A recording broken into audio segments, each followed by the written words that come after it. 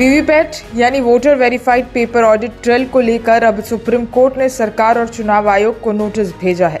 दरअसल supreme court में याचिका दाखिल हुई थी जिसमें सभी वीवीपैट पेपर स्लिप की गणना या काउंटिंग की मांग की गई थी। इस संबंध में अदालत ने जवाब मांगा है।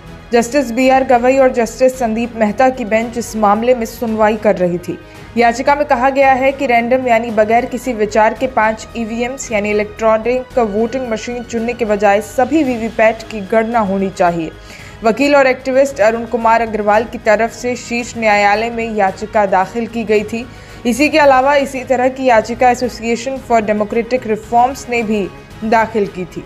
याचिका में चुनाव आयोग के उन दिशा निर्देशों को भी चुनौती दी गई जिसमें एक के बाद एक वीवीपैट वेरिफिकेशन की बात कही गई है। याचिका में कहा गया है कि अगर साथ वेरिफिकेशन किया जाए और गणना में ज्यादा अधिकारियों को तैनात किया जाए तो वीवीपैट वेरिफिकेशन महज 5 से 6 घंटों में पूरा हो सकता है। याचिकाकर्ताओं का कहना है कि सरकार ने लगभग 24 लाख वीवीपैट्स खरीदने के लिए करीब 5,000 करोड़ रुपए खर्च किए हैं, जबकि मौजूदा स्थिति में अनुमानित 20,000 वीवीपैट्स की ही पर्चियों का वेरिफिकेशन हो पा रहा है। याचिका में कहा गया कि कई विशेषज्ञ इस विषय में कई प्रश्न उठा चुके हैं और EVM तथा वीवीपैट के मतों में बड़ी संख्या में विसंगतियों की सूचनाएं विगत में आती रही हैं।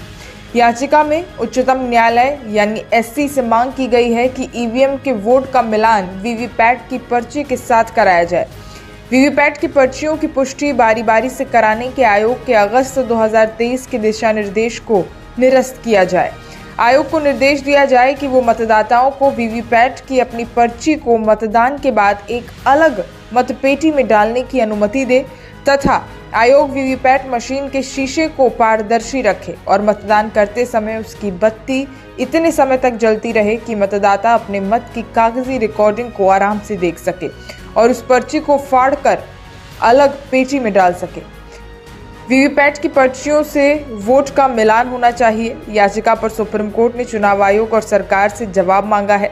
सुप्रीम कोर्ट से मांग की गई है कि EVM के वोट का मिलान वीवीपैट की पर्ची के साथ कराया जाए। वीवीपैट की पर्चियों की पुष्टि बारी बारी से कराने के आयोग के अगस्त 2023 के दिशा निर्देश को निरस्त किया जाए।